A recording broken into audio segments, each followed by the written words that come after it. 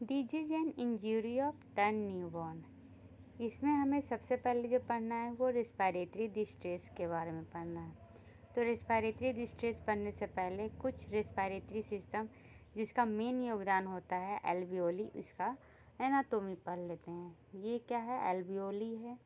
इसमें दो तरह का सेल प्रेजेंट होता है। जो सेल प्रेजेंट होता है एल्वियोली में उसको हम नीमोसाइट कहते हैं।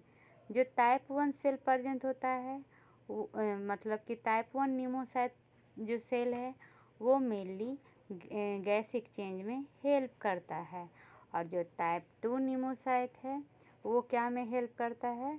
वो सर्फेक्टेंट के प्रोडक्शन में हेल्प करता है। और अंदर में एल्वियोलर मैक्रोफेज भी प्रेजेंट होता है।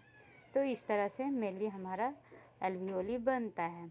डिलीवरी के समय क्या होता है? जैसा कि हमें पता है जो हमारा फीटस है वो मेनली कहाँ पे रहता है? एमनियोटिक फ्लूइड में तैरते रहता है। तो वो वहाँ पे वो रेस्पिरेशन नहीं लेता है। एमनियोटिक फ्लूइड से ही उसका खाना और ये रेस्पिरेशन दोनों का रिक्वायरमेंट पूरा होता है। लेकिन जैसे ही डिलीवरी होती है न्यूबॉर्न का जो रेस्पिरेटरी ब्रीदिंग है वो क्या हो जाता है? कन्वर्ट हो जाता है। वो इंस्पायरेशन करता है। पहला इंस्पायरेशन में क्या क्या होता है? एल्वियोली का क्या होगा? एक्सपेंशन होगा, फ्लूइड क्लियर होंगे। टाइप 2 क्या करेगा? स्ट्रेट सेक्रिएट करना चालू करेगा सर्फेक्टेंट। तो इसमें मेनली हम कह सकते हैं 5 मेजर इवेंट देखने को मिलता है जब हमारा लंग क्या बन जाता है? Organ of gas exchange. कौन कौन सा? जो फीतल फ्लूइड है, फीतल लंग फ्लूइड है, उसका सफाई होता है। स्पॉन्टेनियस ब्रीदिंग एस्टेब्लिश होता है। जो परमोलिवैस्कुलर रेजिस्टेंस है वो कमता है। जो सर्फेक्टेंट है वो रिलीज होना चालू करता है। और सबसे बड़ी बात, राइट टू लेफ्ट शंटिंग जो हो रहा है वेनस ब्लड का जो वापस अर्थ में आ रहा है उसका सिजेशन होता है। ठीक है।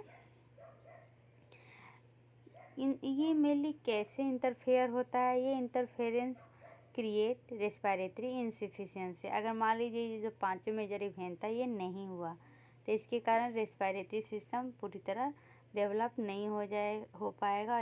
और इसमें क्या देखने को मिलेगा? हाइपोक्सेमिया। ठीक है। तो ये इसमें 5 रेस्पिरेटरी साइन है। तो अगर कोई पूछे 5 साइन क्या होता है रेस्पिरेटरी डिस्ट्रेस का, तो पहला रिट्रैक्शन, टैकीपनिया, नसल फ्लेयरिंग, ग्रंटिंग, साइनोसिस। ठीक है।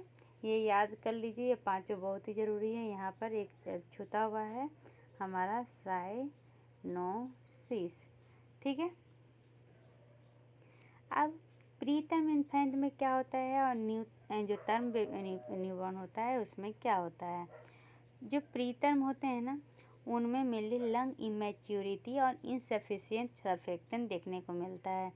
जैसा कि हम पता है प्री टर्म मेनली तो वेजाइनल डिलीवरी के थ्रू होगा नहीं, होता है इलेक्टिव सिजेरियन सेक्शन के द्वारा।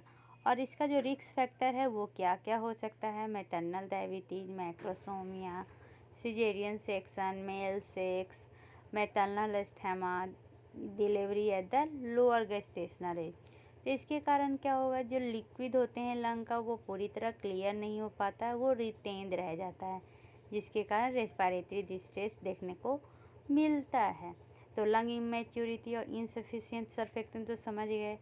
टर्म न्यूबॉर्न में क्या देखने को मिलेगा? लेबर होगा या वेजाइना डिलीवरी के बाद होता है तो क्या होता है? पेरीनेटल इपिनेफ्रिन बढ़ जाता है, जिसके कारण जो लंग में लिक्विड होते हैं वो ऑब्जर्व हो जाता है, मैकेनिकल ड्रेनेज देखने को मिलता है और जो लंग है हमारा सही से काम करता है।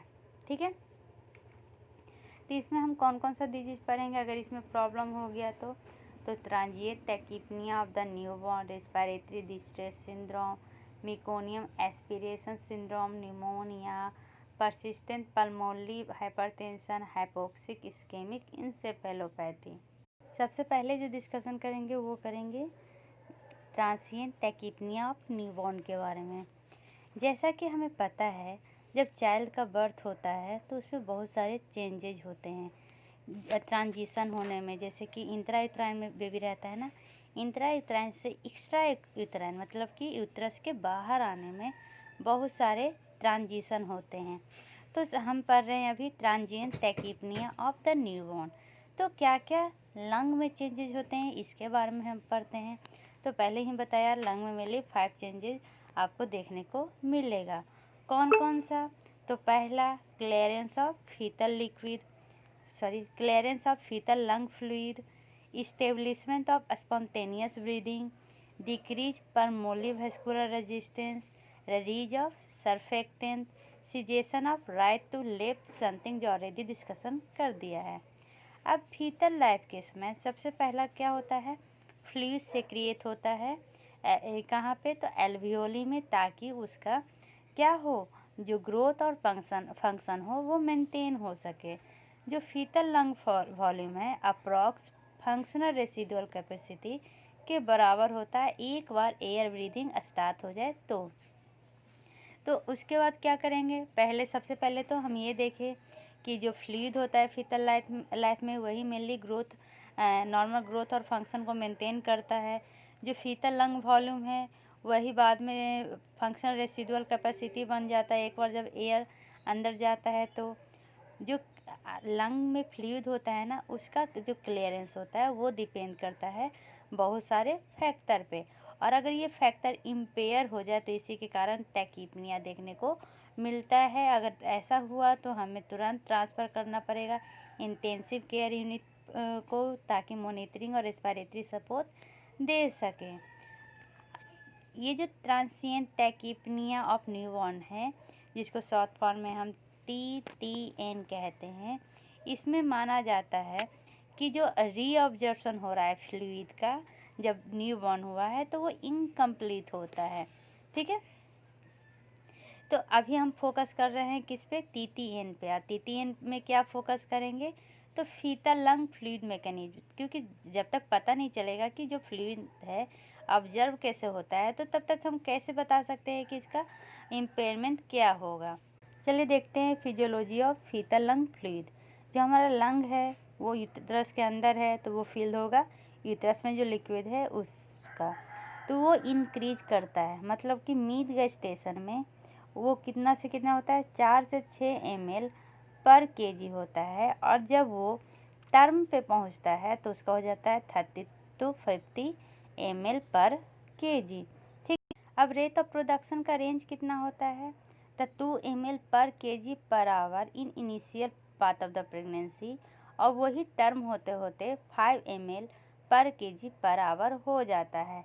मतलब कि ये कंट्रीब्यूट करता है 1/3 से 1/2 of the daily turnover of amniotic fluid. जो एमनियोटिक फ्लूइड होता है उसका 1/3 या 1/2 ये कंट्रीब्यूट करता है। ठीक है, ये जो फ्लूइड है वो ग्रेजुअली मूव करता है ऊपर की ओर, ट्रैकिया में जाता है। उसके बाद ये आइदर सोलो मतलब सोलो हो जाएगा मुंह के द्वारा, या फिर चला जाएगा एमनियोटिक फ्लूइड ये एमनियोटिक फ्लूइड जो बेबी के चारों तरफ होता है ना, उसमें चला जाएगा।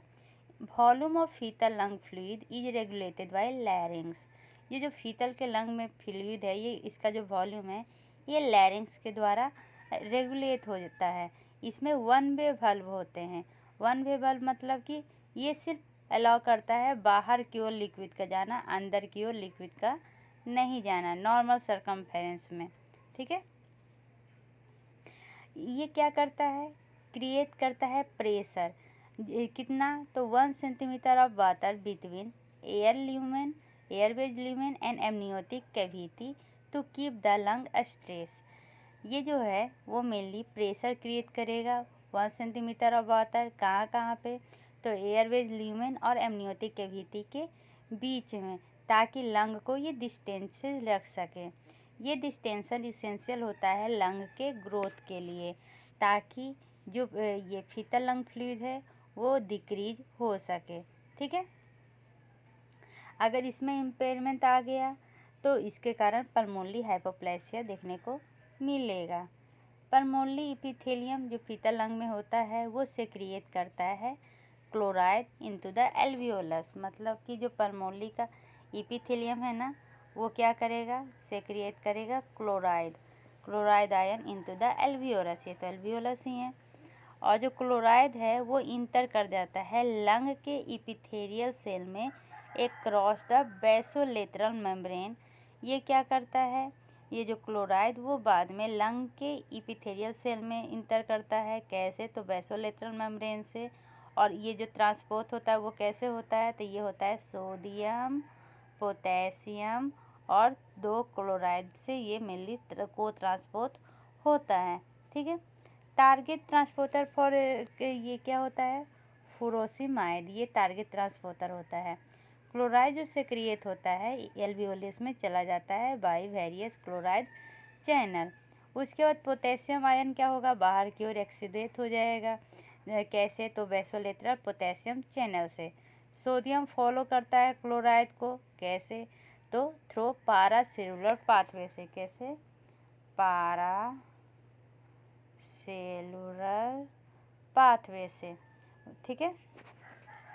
तो इस तरह से वाटर फ्लोइंग करता है बिटवीन और through the cell via aquaporin, जो हेल्प करता है मेंटेन करने में adequate lung fluid.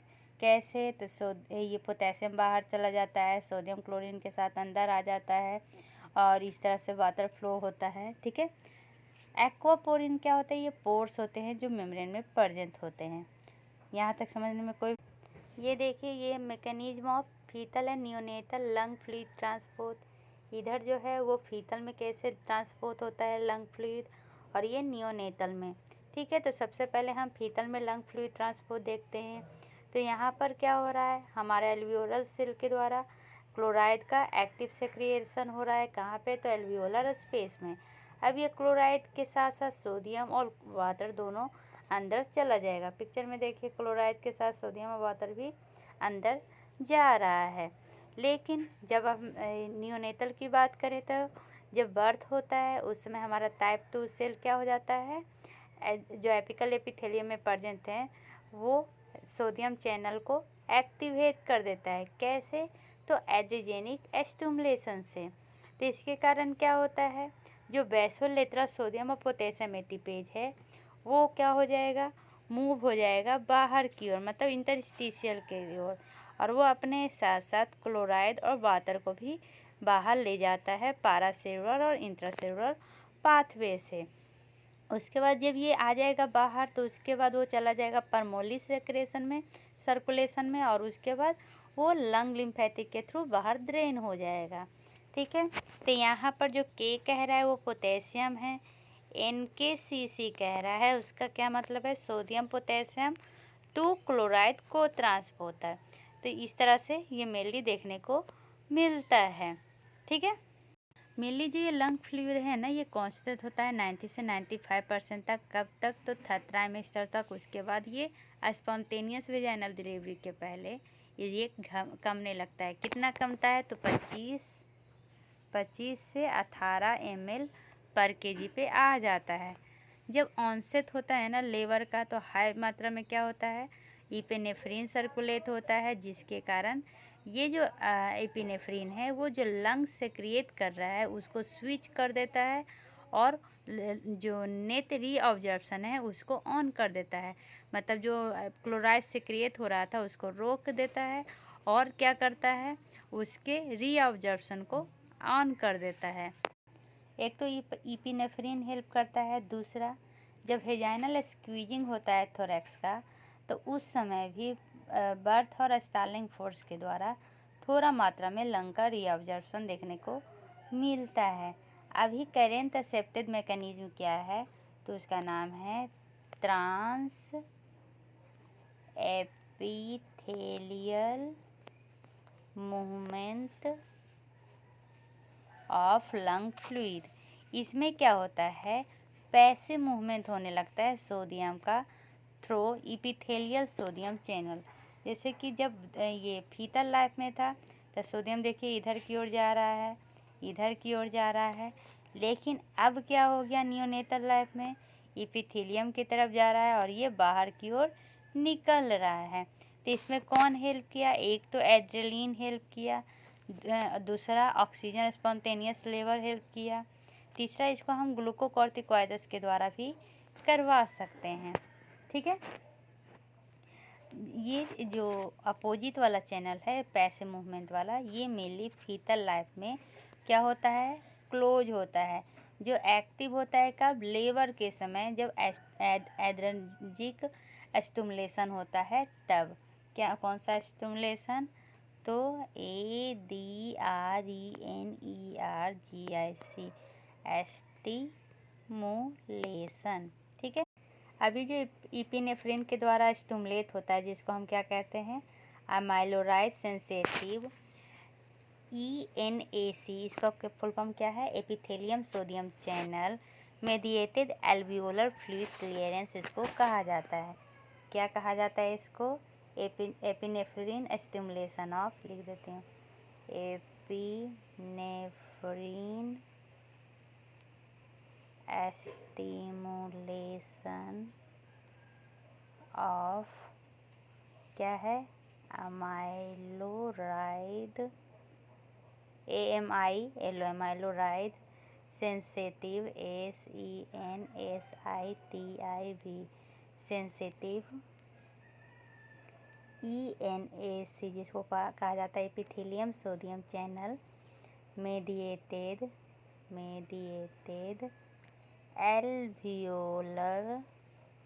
Alveolar fluid clearance, ठीक है। और ये मेडिएटेड किसके द्वारा होता है, तो साइक्लिक एडिनोसिन मोनोफॉस्फेट के द्वारा। अभी जो कैल्शियम है ना, और ये जो साइक्लिक एडिनोसिन मोनोफॉस्फेट है, ये इंट्रासेलुलर सेकेंड मैसेंजर की तरह काम करता है। अभी जो इपिनेफ्रिन के द्वारा स्टिमुलेट होता है जिसको हम क्या कहते हैं, अमाइलोराइड सेंसेटिव ENAC, इसका फुल फॉर्म क्या है, epithelium sodium channel mediated alveolar fluid clearance इसको कहा जाता है। क्या कहा जाता है इसको, एपिनेफ्रिन स्टिमुलेशन ऑफ, लिख देते हैं, एपिनेफ्रिन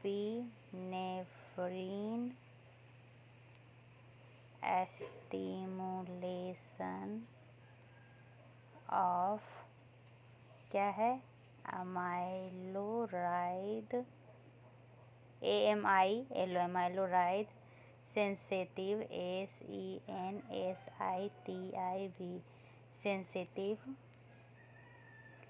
ENAC, जिसको कहा जाता है epithelium sodium channel mediated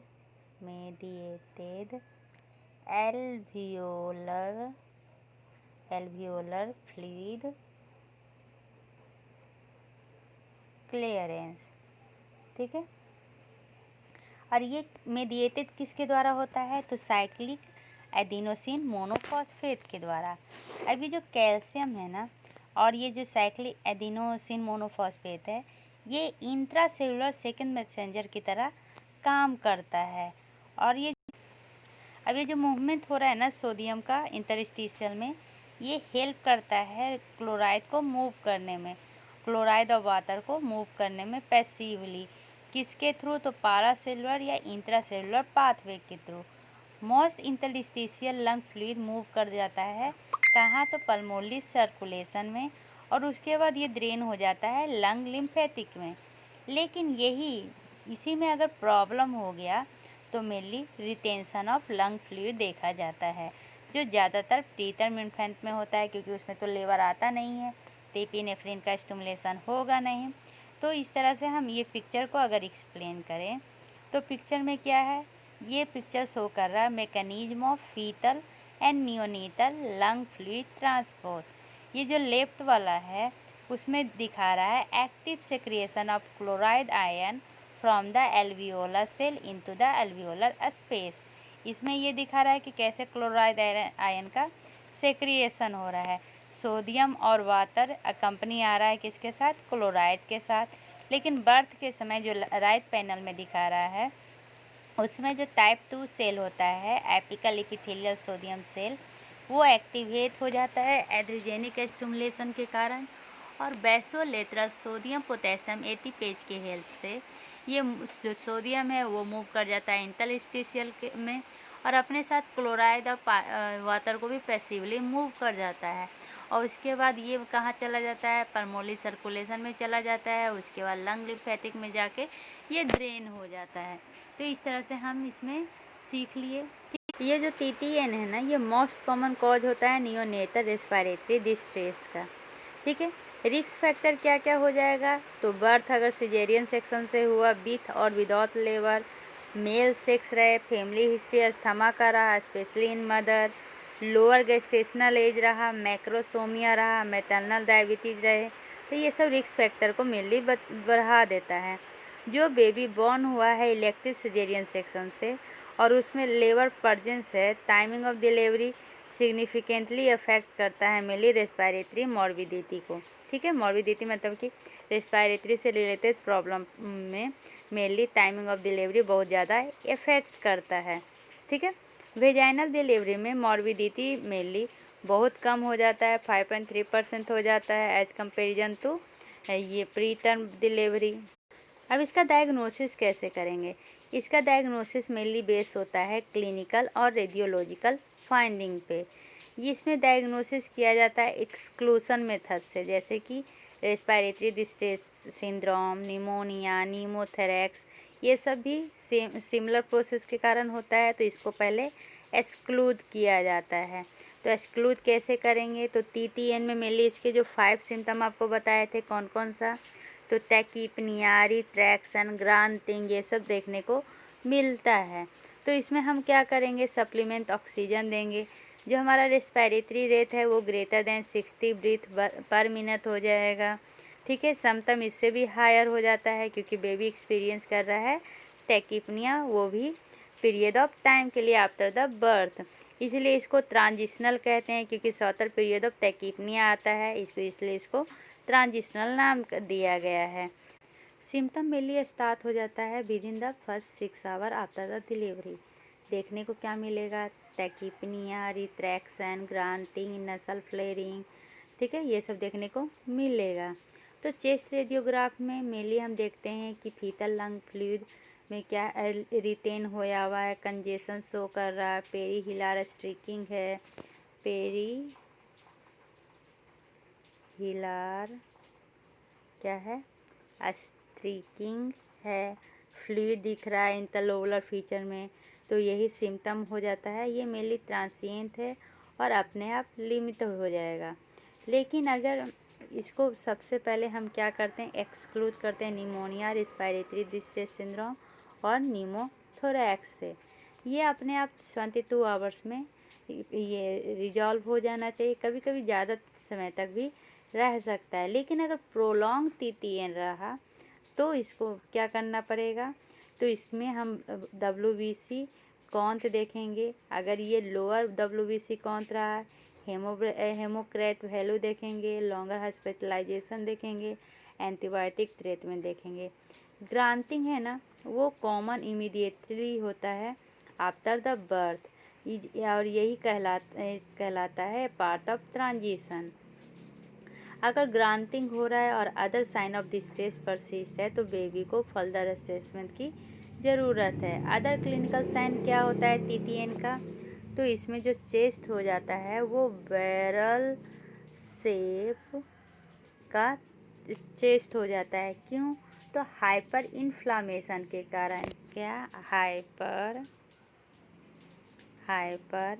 inflammation के कारण, जिसके कारण क्या होता है, ये पुश हो जाता है लीवर की तरफ, स्प्लीन के तरफ और ये इजीली पल्पेबल हो जाता है। अस्कल्टेशन करेंगे चेस्ट का तो क्रैकर्स मिलेंगे, उसके साथ साथ टैकीकार्डिया भी देखने को मिलेगा। ब्लड प्रेशर अनअफेक्टेड होता है, ठीक है, अनलेस न्यूबॉर्न सीवियरली सिम्टोमेटिक ना हो जाए। तो हमने क्लिनिकल मैनिफेस्टेशन में टैकीपनिया देख लिया, रिट्रैक्शन, ग्रांटिंग देख ली, रेस्पिरेटरी रेट 80 से 100 ब्रीथ पर मिनट हो जाएगा, ट्रांजिशनल ड्रे देखने को मिलेगा, डिले, तो ये सब हमने देख लिया। अब इसका रेडियोग्राफिक फाइंडिंग भी देख लिया। मैनेजमेंट कैसे करेंगे, तो मैनेजमेंट मेनली किया जाता है रूल ऑफ 2 आवर पे, ऑब्जर्व किया जाता है, आर्टेरियल ब्लड गैस देखा जाता है, ऑक्सीजनेशन भाया नेसल ऑक्सीजन ब्लड और नेसल कैनुला किया जाता है, चेस्ट एक्सरे किया जाता है, IV फ्लूइड चढ़ाया जाता है। और अभी तो बेबी दूध नहीं पी पा रहा है तो इसमें इंटीरल फीडिंग किया जाता है स्मॉल अमाउंट में। अगर प्रोलॉन्ग्ड टैकीपनिया है तो फिर फुरोसिमाइड और रेसेमिक इपिनेफ्रिन दिया जाता है। नियोनेटल निमोनिया, ये जो निमोनिया है मेनली ऑकर होता है जब बेबी बर्थ लेता है उसके 1 मंथ के अंदर, specially neonatal period first 20 day of life में। पहला जो 20 डे होता है ना बर्थ के बाद, उसमें मेनली नियोनेटल निमोनिया देखने को मिलता है। टाइमिंग क्या होगा, तो विद इन फर्स्ट 48 आवर्स या फर्स्ट वीक या फर्स्ट 4 वीक ऑफ लाइफ में। तो इसमें होता क्या है, सबसे पहले जो इन्फेक्टेड एमनियोटिक फ्लूइड है उसके थ्रू ये नियोनेटल निमोनिया देखने को मिलता है।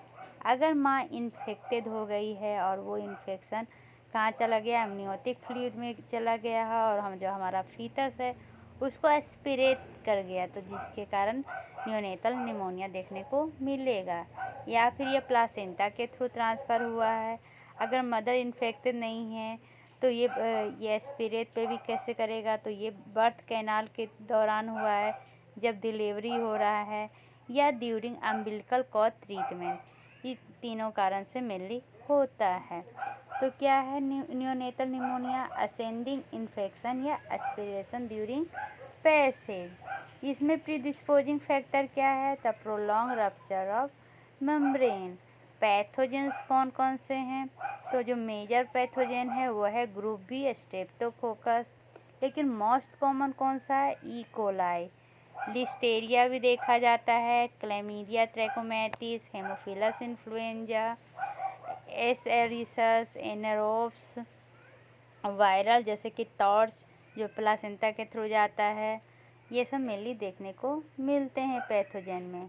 अगर साइन और सिम्टम की बात करें तो इसमें साइन ऑफ रेस्पिरेटरी डिस्ट्रेस दिखेगा। अगर नॉन स्पेसिफिक साइन की बात करें तो एपनिक स्पेल, थर्मल इनस्टेबिलिटी और अर्ली ऑनसेट में जॉन्डिस देखने को मिलेगा। मतलब कि fever, apnoea, lethargy, poor sucking reflex, vomiting, RDS, abdominal distension, jaundice, tachycardia, hypotension, septic shock, ये सब देखने को मिलेगा।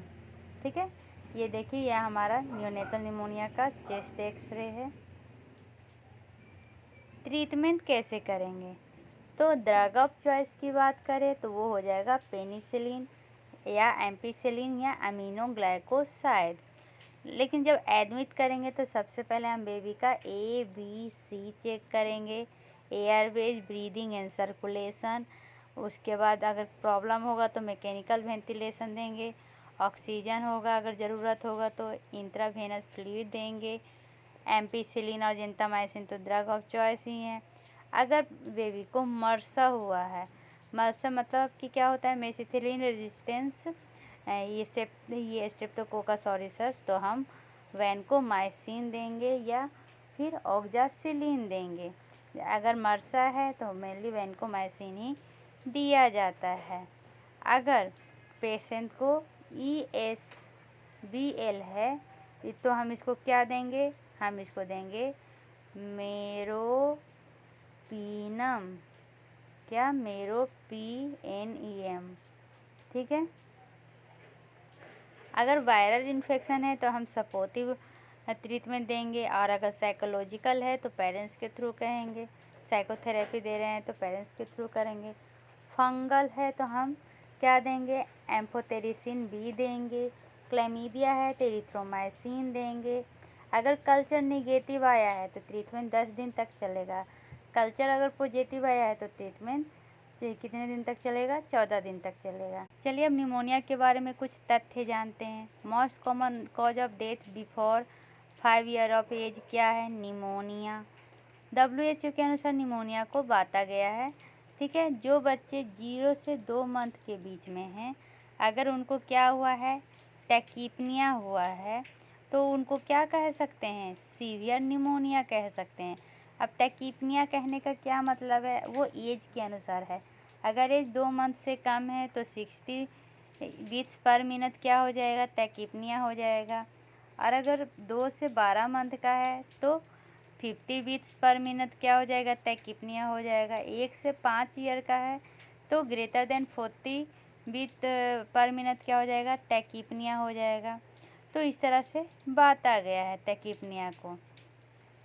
तो अगर टैकीपनिया है तो सीवियर निमोनिया है, और उसके साथ अगर चेस्ट इनड्रॉइंग या डेंजर साइन दिख रहा है तो वो वेरी वेरी सीवियर निमोनिया है। ठीक है, ये 0 से 2 साल के बीच में।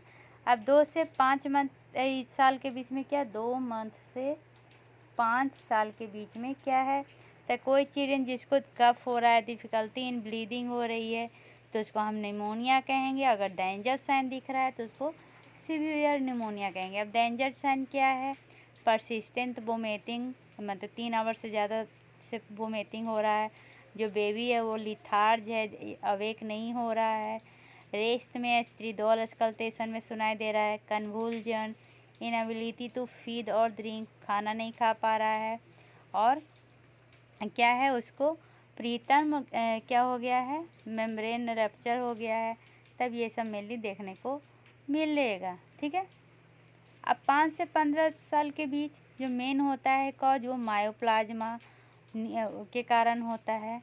Pneumonia with cystic fibrosis, most common क्या होगा सिस्टिक फाइब्रोसिस का, तो सीडोमोनास। 12 साल के कम में मोस्ट कॉमन क्या होता है, स्ट्रेप्टोकोकस ऑरिसस। ठीक है, अगर सीवियर में बोले तो सीवियर में कौन सा हो जाएगा, तो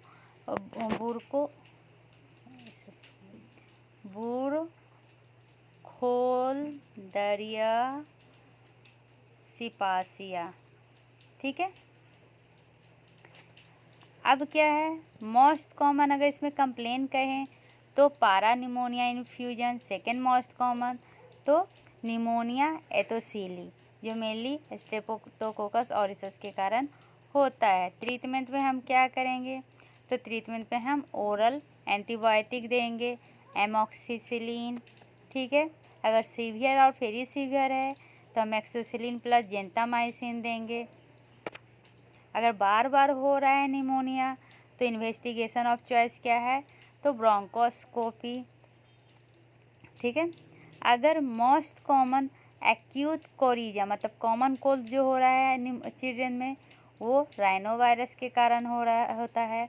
most common acute bronchitis influenza के कारण होता है। ठीक है, अब कोई बोलेगा मोस्ट कॉमन ब्रोंक्योलाइटिस ऑब्लिटेरेंस इन चिल्ड्रेन, तो वो एडिनो वायरस के कारण होता है। अब तीसरा है मिकोनियम एस्पिरेशन। मिकोनियम है क्या, सबसे पहले इसको समझते हैं। मिकोनियम पहला स्टूल है जो मेनली पास किया जाता है नियोनेट्स के द्वारा। एस्पिरेशन, ब्रीदिंग के समय कोई फॉरेन बॉडी को ये ब्रीथ कर लेना ही क्या होता है, हमारा एस्पिरेशन होता है।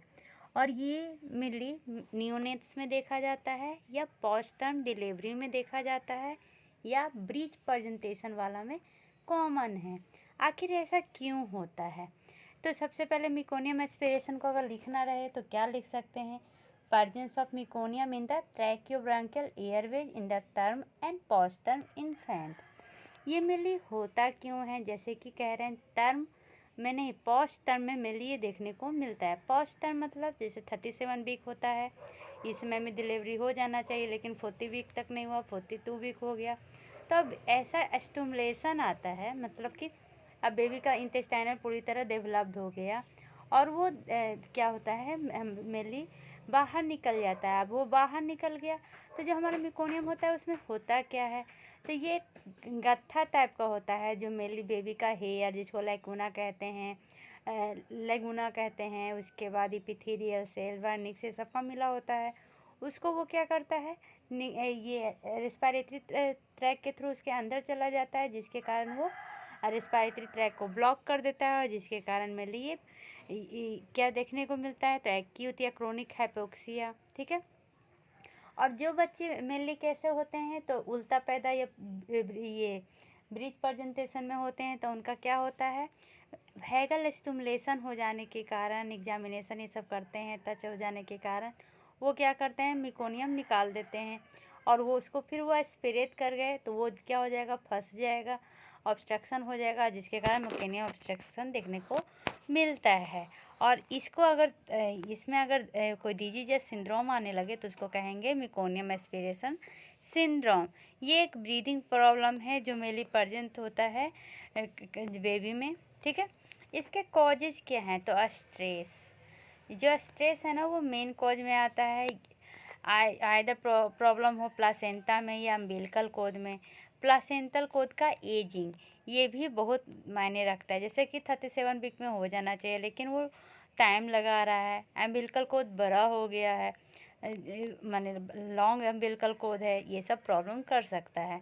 उसके बाद इन्फेंट में क्या होता है, यूट्रस में मेनली ऑक्सीजन का कम मिलना, प्री एक्लेम्सिया, डिफ़िकल्ट और लॉन्ग लेबर, ये सब मेनली मेकोनियम एस्पिरेशन सिंड्रोम कर। अभी जो बेबी पैदा होंगे जिनको मेकोनियम एस्पिरेशन होया हुआ है तो उनमें ब्लूइश डिस्कलरेशन दिखेगा जिसको हम साइनोसिस कहते हैं।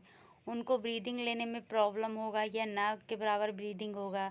तो हम डायग्नोसिस कैसे करते हैं? तो फीटल हार्ट रेट देखते हैं जो बिफोर डिलीवरी देखा जाता है, और आफ्टर डिलीवरी हम फिजिकल एग्जामिनेशन करते हैं, उसमें हम इंस्पेक्शन करते हैं, अस्कल्टेशन करते हैं।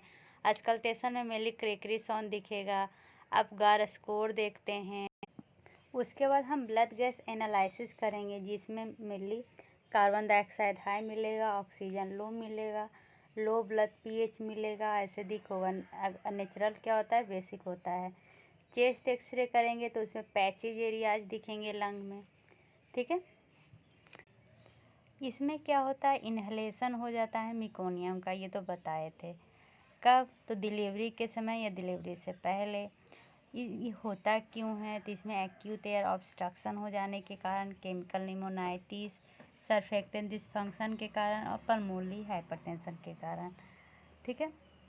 अब ये जो मेकोनियम स्टेन एमनियोटिक फ्लूइड है ये नोट किया गया है 10 से 12% डिलीवरी में, लेकिन इसमें कुछ ही हैं जो सीवियर हाइपोक्सिया का शिकार होते हैं और जिसके कारण नियोनेटल डेथ हो जाता है या लॉन्ग टर्म न्यूरोलॉजिकल सिक्यूल देखना पड़ता है, जैसे कि सेरिब्रल पाल्सी, ठीक है।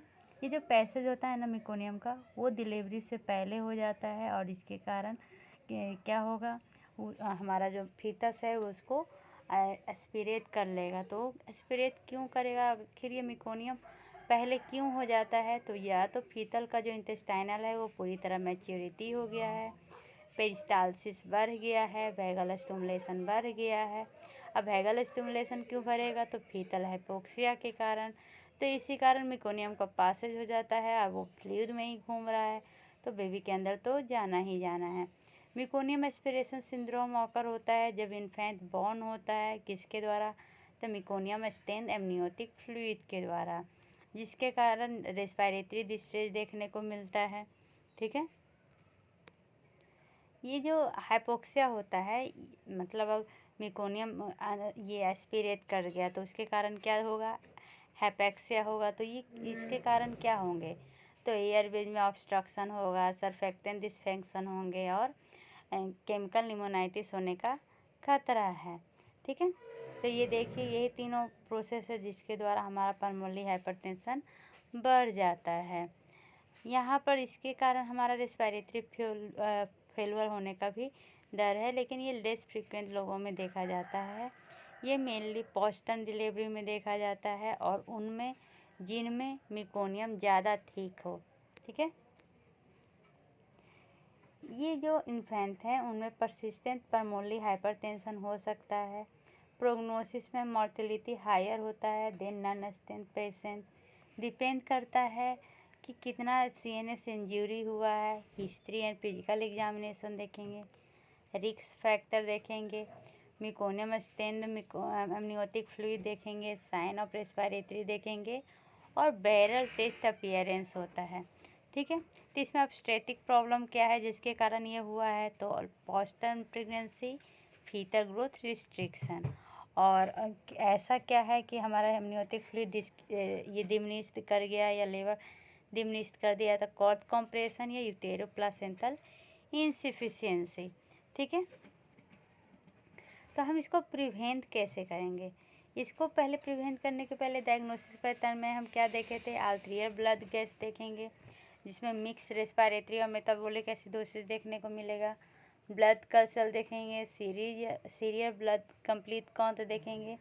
अगर इसको मैनुअली देखना रहता है तो अगर मान लीजिए कि वो जो प्लासेंटा है वो रप्चर कर गया तो उससे ग्रीनिश निकलेगा। अगर येलो निकल रहा है तो वेट किया जा सकता है वेजाइना के थ्रू, लेकिन अगर ग्रीनिश निकल रहा है तो हमें सिजेरियन करना पड़ता है। और अगर दूसरा क्या है तो दूसरा हम ये देखेंगे कि मूवमेंट सही हो रहा है कि नहीं। अगर मूवमेंट कौन करना चाहिए, या तो वो कुछ ज़्यादा मूवमेंट हो रहा है या मूवमेंट कम हो रहा है तो डॉक्टर से कंसल्ट करना चाहिए। और भी क्या हो सकते हैं तो क्यों कंसल्ट करना चाहिए, क्योंकि ऑक्सीजन की कमी हो रहा है तो बेबी स्ट्रेस में है और जिसके कारण वो ज़्यादा मूवमेंट कर रहा है, या ज़्यादा स्ट्रेस हो गया तो अब वो बेबी का मूवमेंट कम हो गया, तो इसको नोटिस करना चाहिए, डॉक्टर के पास जाना चाहिए। उसके बाद और भी सिजेरियन का क्या कारण हो सकता है, तो सिजेरियन मेनली जैसे कि ब्रीच प्रेजेंटेशन हो गया और मेकोनियम ज़्यादा ही ठीक है और बेबी एस्पिरेट कर गया, मूवमेंट कम हो गया, तब भी सिजेरियन हो। तो ये डिपेंड करता है कि बेबी का हेल्थ कंडीशन कैसा है, ठीक है। तो अगर एस्पिरेशन हो रहा है, उसमें फीटल हाइपोक्सिया हो रहा है, तो हम फीटल हार्ट रेट देखते हैं कि ये रिस्क कितना है, ठीक है। ये अनरिलायबल प्रिडिक्टर है। ओरोफेरिंजियल सक्शनिंग करवाते हैं। ओरोफेरिंजियल जैसे बच्चा पैदा हो गया तो उसके मुंह में है जितना भी है उसको सक्शन के थ्रू बाहर निकालते हैं। अगर ज़्यादा मिल रहा है तो उसको हाथ से बाहर निकालते हैं, ठीक है। अगर डिप्रेस्ड न्यूबॉर्न है तो उसमें हम वेंटिलेशन और ऑक्सीजनेशन को सपोर्ट करते हैं। कभी कभी इंटूबेशन भी इंडिकेटेड होता है। अब परमोली हाइपरटेंशन में रिपोर्ट हुआ है एस्पिरेटेड मेकोनियम में, तो इसके कारण क्या होता है, एबनॉर्मल आर्टेरियल मस्कुलराइजेशन देखने को मिलता है बर्थ के पहले। अदर रिस्क फैक्टर भी होता है जैसे कि न्यूनेटल एसिडोसिस। तो हम ट्रीटमेंट में क्या करेंगे, देखिए यही है हमारा चेस्ट एक्सरे। ट्रीटमेंट में क्या करेंगे, सपोर्टिव ट्रीटमेंट करेंगे, वेंटिलेटरी सपोर्ट कर सकते हैं, इंटूबेशन कर सकते हैं, रिप्लेसमेंट थेरेपी करेंगे सर्फेक्टेंट डिफिशिएंसी बच्चों में, इनहेल्ड कॉर्टिकोस्टेरॉइड देंगे अगर ज़्यादा सीवियरिटी हो रहा है तो ऐसे तो मदर में दिया ही जाता है ताकि जो हमारे फीटस हैं उसमें सही से जो लंग है उसका डेवलपमेंट हो सके, सर्फेक्टेंट बन सके। Extra corporal membrane oxygenation therapy कराएंगे। तो इसमें क्या होता है, पॉली ऑक्सीजनेटेड पेशेंट को क्या किया जाता है, बचाया जाता है।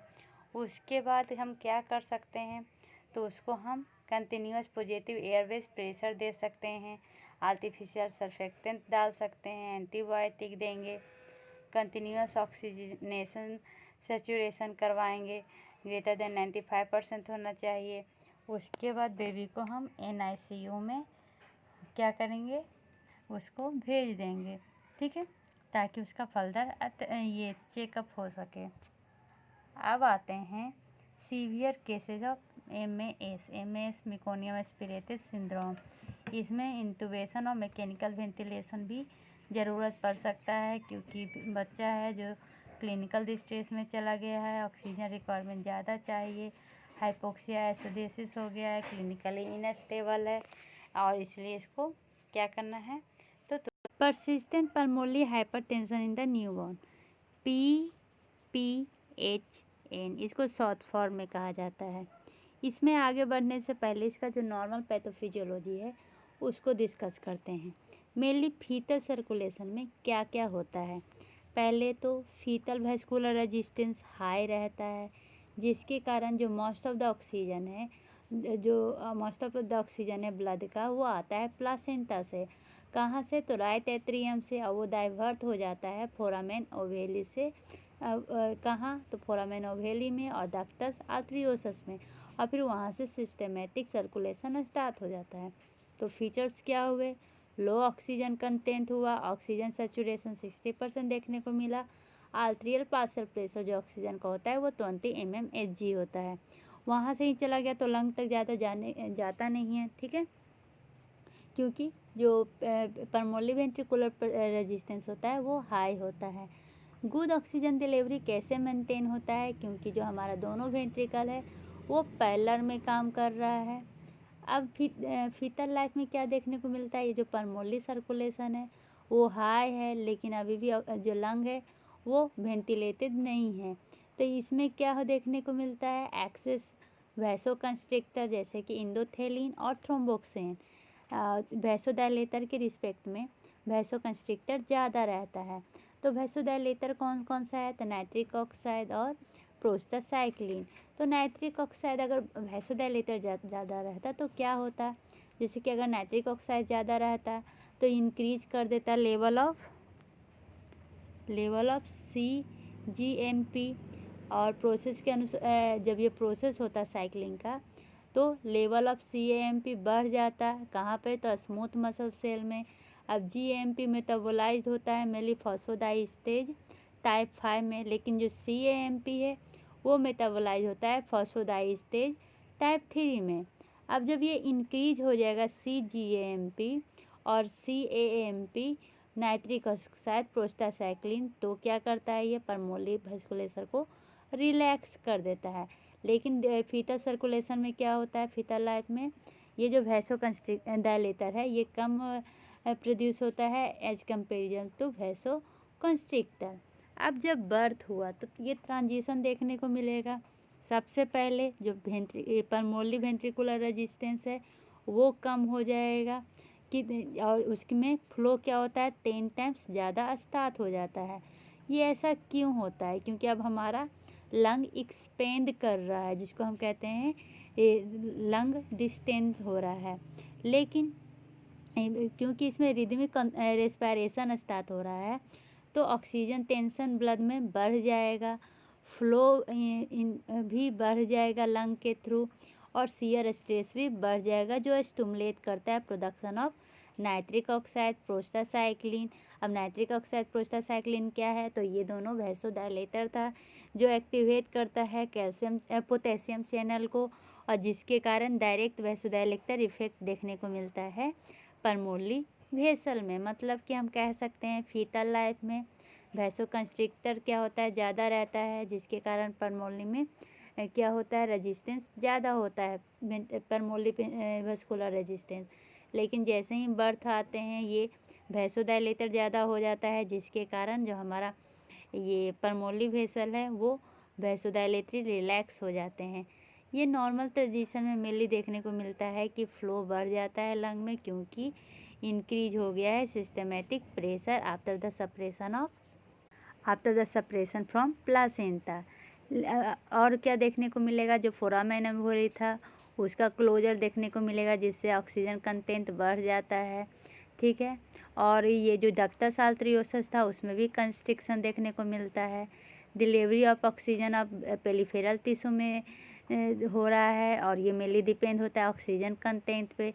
तो ऑक्सीजन डिलीवरी इक्वल टू होगा oxygen content into cardiac output, क्योंकि जो राइट और लेफ्ट वेंट्रिकल है ये अब क्या कर रहा है, वर्क कर रहा है सीरीज में, पहले पैरेलल में वर्क करता था। इसके कारण जो कार्डिक आउटपुट है न्यूबॉर्न्स में थोड़ा सा डिक्रीज कर जाएगा। अब लास्ट स्टेप होता है अडेप्टिव प्रोसेस। अडेप्टिव प्रोसेस में क्या देखा जाएगा, वैस्कुलर रीमॉडलिंग देखे जाएंगे।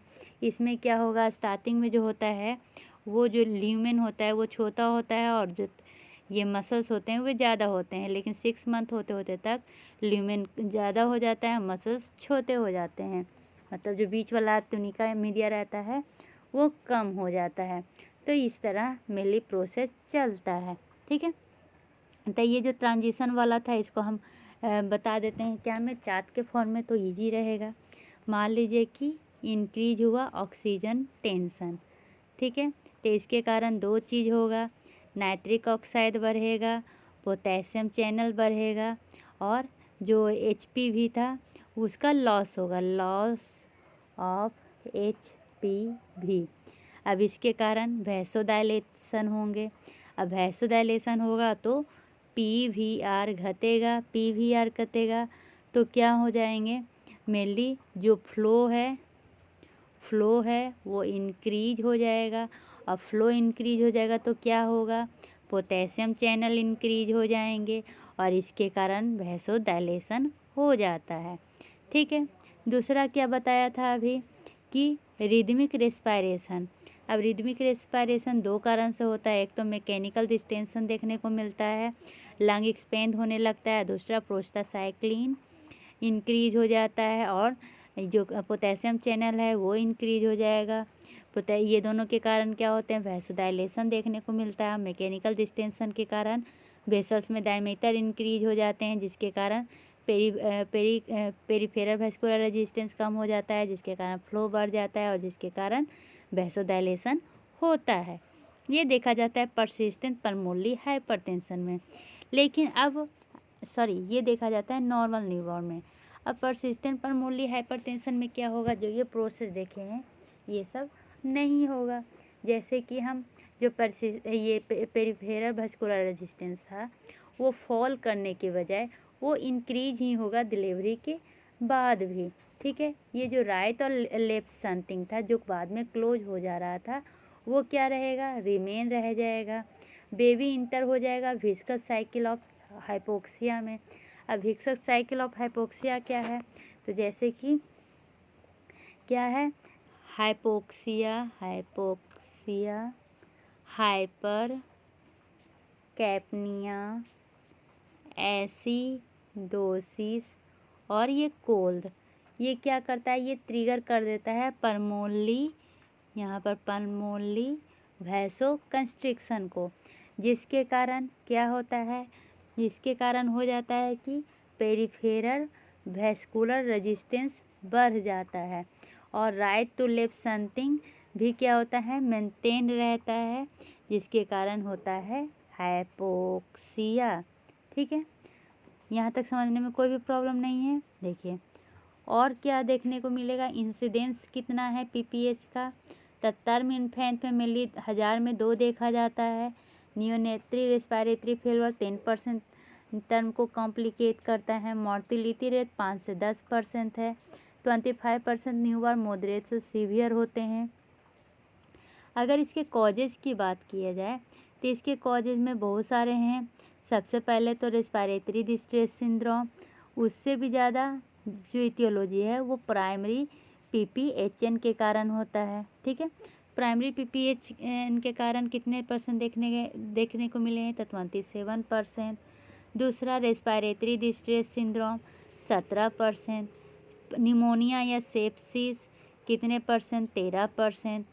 लंग हाइपोप्लासिया 1% और उससे भी ज़्यादा मिकोनियम एस्पिरेशन सिंड्रोम 42%। अगर कोई पूछेगा परसिस्टेंट पल्मोनरी हाइपरटेंशन का मोस्ट कॉमन कॉज क्या है, तो वो हो जाएगा मिकोनियम एस्पिरेशन सिंड्रोम। ठीक है,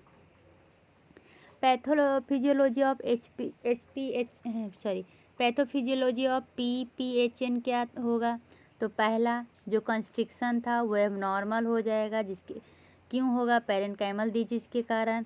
वो जो मैस्कुलाइजेशन हो रहा था वो एबनॉर्मल हो जाएगा, जो मेनली आइडियोपैथिक पीपीएचएन में देखा गया। ठीक है, उसके बाद मैटरनल यूज करती है सेलेक्टिव सेरोटोनिन रीएप्टेक इनहिबिटर, जिसके कारण ये देखा गया है। लंग हाइपोप्लेसिया कोजेनाइटल डायफ्रैग्मेटिक हर्निया के कारण देखा गया है। ठीक है, मसल रीबॉर्डरिंग में जो ट्यूनिका है वो कंस्ट्रिक्ट होने के बजाय जो उसका जो अपना शेप है वो मेंटेन करने लगता है। जैसे कि बर्थ में क्या होता है, ट्यूनिका मीडिया जो बीच वाला लेयर होता है वो मोटा होता है और 6 मंथ के बाद वो क्या होता है, पतला हो जाता है। लेकिन ऐसा नहीं होता है, वो अपना शेप कहीं हो सकता है, जिसके कारण ये परसिस्टेंट पल्मोनरी हाइपरटेंशन देखा गया। तो वेस्कुलर रिमॉडलिंग में क्या होता है कि पहला तो ट्यूनिका मीडिया का थिकनेस कमने के बजाय और बढ़ जाता है। दूसरा एक्सटेंशन हो जाता है मैस्कुलाइजेशन का, कहाँ पर, तो इंट्रा एसिनाल में। अब इंट्रा एसिनाल और प्री एसिनाल क्या होता है ये समझने की ज़रूरत है। मान लीजिए ये हमारा ये डक्ट है, ये हमारा एल्वोरी है, ये हमारा टर्मिनल ब्रोंक्यूल्स है, यहाँ पर रेस्पिरेटरी ब्रोंक्यूल्स आ गया, ये क्या हो जाएगा, एल्वियोलर डक्ट हो जाएगा, ये एल्वियोलर वॉल हो जाएगा। तो यहाँ पर से यहाँ तक को हम कहते हैं इंट्रा एसिनाल। इसी में क्या हो जाता है, एक्सटेंशन हो जाता है, जिसके कारण मेनली आइडियोपैथिक पीपीएचएन देखने को मिलता है। ये एबनॉर्मल हो जाएगा इंट्राएसिनल, जिसके कारण आइडियोपैथिक PPHN देखने को मिलेगा। और ये जो है टर्मिनल ब्रोंक्यूल्स, जिसको प्री एसिनल कहते हैं। ठीक है, यहाँ तक समझने में कोई भी प्रॉब्लम नहीं होगा। अब प्रेशर, रेजिस्टेंस और फ्लो। परमोली प्रेशर बढ़ जाता है क्योंकि परमोली प्रेशर बढ़ जाएगा क्योंकि जो परमोली रेजिस्टेंस है उसका तो नहीं कुछ, लेकिन जो परमोली ब्लड फ्लो है वो क्या हो जाएंगे, बढ़ जाएंगे। क्योंकि कंस्ट्रिक्शन हो रहा है। ठीक है, और उसमें भी अगर जोड़ना चाहें तो आप लेफ्ट आर्टेरियल प्रेशर भी जोड़ सकते हैं। मतलब कि परमोली प्रेशर क्यों बढ़ता है, तो पहले तो परमोली रेजिस्टेंस बढ़ रहा है, दूसरा परमोली ब्लड फ्लो बढ़ रहा है, और क्या बढ़ रहा है, तो ये लेफ्ट आर्टेरियल प्रेशर बढ़ रहा है। तो इस तरह से मेनली हम देखते हैं। ठीक है, चलिए अब आते हैं PPT में क्या कह रहा है। ये मेनली सेकेंडरी होता है। इंक्रीज परमोली वेस्कुलर रेजिस्टेंस और परमोली वैसो रिएक्टिविटी के कारण पढ़ लिया। राइट और लेफ्ट जो एक्स्ट्रा परमोलरी शंटिंग होता है उसके कारण पढ़ लिया। कॉजेज क्या है, बर्थ के बाद मेनली डिक्रीज हो जाना चाहिए PVR, लेकिन वो क्या होता है, डिक्रीज नहीं हो पाता है, जिसके कारण ये होता है। 24 आवर्स में क्या हो जाना चाहिए, पाप को फॉल हो जाना चाहिए, 50% सिस्टमेटिक आर्टेरियल प्रेशर होना चाहिए, वो नहीं होता है। ये जो नॉर्मल में है तो डाक्टाटारियोसिस रिमेन एनाटॉमिकली पैटेंट, ये सब के कारण मेनली परसिस्टेंट देखा जाता है। Labial hypoxia most common manifestation है। इसमें क्या होगा, तो जो प्रेशर होता है ऑक्सीजन का प्री डक्टर ब्लड में वो ज़्यादा हो जाता है पोस्ट डक्टर ब्लड से। मार्क इम्प्रूवमेंट अगर देखा गया तो हाइपरवेंटिलेशन टेस्ट किया जाता है, जो डिफ्रेंशिएट करता है PPHN को congenital heart disease, cyanotic congenital heart disease से। कौन सा टेस्ट, हाइपरवेंटिलेशन टेस्ट। ये है पेशेंट जिसमें मेनली PPHN होता है। ठीक है, चेस्ट एक्सरे में क्या पता चलेगा, लंग फील्ड क्लियर है, वेस्कुलर मार्किंग कम है, हार्ट साइज नॉर्मल या स्लाइटली इनलार्ज्ड है। ट्रीटमेंट में हम क्या करेंगे, इसका जो गोल्ड स्टैंडर्ड होता है वो 2D इको होता है, याद रखिएगा ये बहुत ही इंपॉर्टेंट है। 2D इको, ऑक्सीजनेशन करवाएंगे, एडिक्वेट रिसक्सेशन करेंगे बर्थ के समय, उसका सपोर्टिव मैनेजमेंट देंगे, mechanical ventilation, vasopressor, extra corporeal membrane oxygenation करेंगे, परमोली डायलेशन करेंगे। ठीक है, परमोली डायलेशन कैसे करेंगे, nitric oxide, inhale prostacyclin, sildenafil और मैग्नीशियम सल्फेट की मदद से। ठीक है, ये तो पहले ही बता। ये जो पिक्चर है ना, ये इकोकार्डियोग्राफिक फीचर होता है परसिस्टेंट परमोली हाइपरटेंशन ऑफ न्यूबॉर्न में। इसमें हाई राइट वेंट्रिकुलर प्रेशर देखा गया है, जिसके कारण ट्राइकैप्सिड रिगर्गिटेशन हुआ है और डेविएशन हुआ है किसमें, तो intraventricular septum to the left में। ठीक है, अब क्या है, असेसमेंट करेंगे ट्राइकैप्सिड रिगर्गिटेशन वेलोसिटी का। कैसे, तो बाई कंटिन्यूअस वेव ड्रॉपलर के द्वारा जो यूज होता है कैलकुलेट करने में सिस्टोलिक परमोली आर्टेरियल प्रेशर। अब ये जो राइट टू लेफ्ट शंट है यह भी प्रेजेंट है क्योंकि पेटेंट फोरामेन ओवेरी और पेटेंट डक्टस आर्टेरियोसस है, जो मेनली ऑब्जर्व किया जाता है इन्फेंट में, और वो भी कब, जब सीवियर PPHN है। तो देखिए ये अभी भी परसिस्ट कर रहा है यहाँ पर और यहाँ पर। ठीक है, अब क्या है, अगर ये इम्पेयर हो जाएगा right to left ventricular function तो भी ये पुअर आउटकम देता है PPHN में। एक्यूट थेरेपी PPHN में क्या करते हैं, हम मैनेजमेंट करते हैं एक्यूट परसिस्टेंट परमोली हाइपरटेंशन को। तो इससे सबसे पहले क्या किया जाता है, मिनिमल स्टिमुलेशन किया जाता है with the use of I cover and year muff. आँख को कवर किया जाता है, कान को बंद किया जाता है। दूसरा में हम फिर सिडेटिव और एनाल्जेसिया देते हैं, नारकोटिक एजेंट, और क्या देते हैं, बेंजोडाइजिपाम देते हैं, जो और अवॉइड करते हैं मसल पैरालिसिस को अगर पॉसिबल है तो।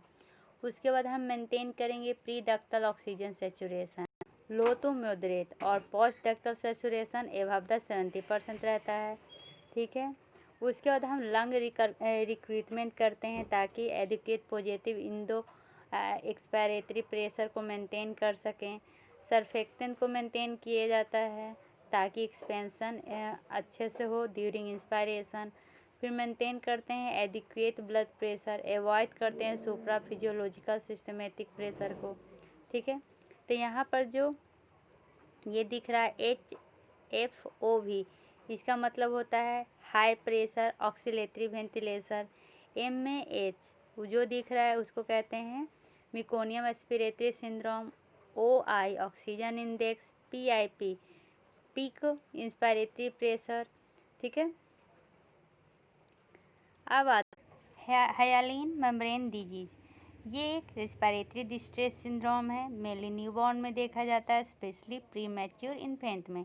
इसमें होता क्या है, जो एल्वियोली है ना उसके ऊपर एक मेम्ब्रेन बन जाता है। ये मेम्ब्रेन क्या का कंपोज होता है, तो प्रोटीन और डेड सेल से कंपोज होता है, जिसके कारण गैस एक्सचेंज में डिफ़िकल्टी हो जाती है।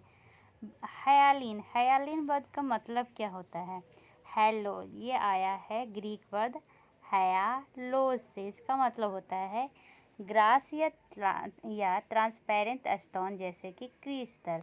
क्योंकि ये ग्लासी दिखता है तो इसलिए इसका नाम हाइलाइन रखा गया है। जो मेम्ब्रेन बनता है ये हाइलाइन मेम्ब्रेन डिजीज है क्योंकि ये ग्लासी दिखता है। हाइलाइन मेम्ब्रेन डिजीज को अब रेस्पिरेटरी डिस्ट्रेस सिंड्रोम भी कहते हैं क्योंकि ये भी डिफिशियंसी ऑफ सरफेक्टेंट के कारण होता है। ठीक है, ये अब देखिए यहाँ तक हमने डिस्कस कर दिया। प्री टर्म में होता है, इसमें एब्सेंस होता है सरफेक्टेंट, इसमें एक क्या हो जाता है, एक नया मेम्ब्रेन बन जाता है।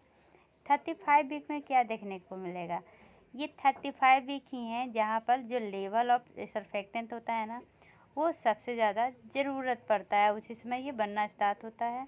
ठीक है, लेकिन प्री मैच्योर बेबी में ये नहीं बन पाता। इसमें क्या देखने को मिलता है, तो यहाँ पर लिखा हुआ इंट्रापैथियम एस्फेजिया या सिजेरियन सेक्शन या प्री मैच्योरिटी या फैमिलियर डिस्पोजिशन या एसिडोसिस के क्या कारण क्या होता है, सरफेक्टेंट का प्रोडक्शन कम हो जाता है। इसके कारण एटलैक्टिस देखने को मिलता है। एटलैक्टिस मतलब क्या होगा, डिस्ट्रैक्शन ऑफ लंग टिश्यू। ठीक है, इसके कारण क्या होता है, हाइपोवेंटिलेशन होता है और उससे जो VQ है वो कम हो जाता है या डिस्टर्ब हो जाता है। अब ये डिस्टर्ब होगा तो क्या होगा, जो लेवल ऑफ CO2 है वो बढ़ जाएगा, लेवल ऑफ ऑक्सीजन, लेवल कहने का मतलब प्रेशर ऑफ CO2 बढ़ जाएगा, प्रेशर ऑफ ऑक्सीजन घट जाएगा, pH घट जाएगा। और ये जो होता है ना ये ट्रांजिएंट टैकिपनिया, नियोनेटल एस्फेजिया, हाइपोथैलेमिया और एपनिया के कारण भी होता है। अब इसके कारण क्या होगा, हाइपोटेंशन शॉक होगा, जिसके कारण पल्मोनरी वैसोकंस्ट्रिक्शन होगा। पल्मोनरी वैसोकंस्ट्रिक्शन होगा तो अल्वियोली में अच्छा से ऑक्सीजन नहीं पहुंच पाएगा, जिसको कहते हैं पल्मोनरी हाइपोपरफ्यूजन।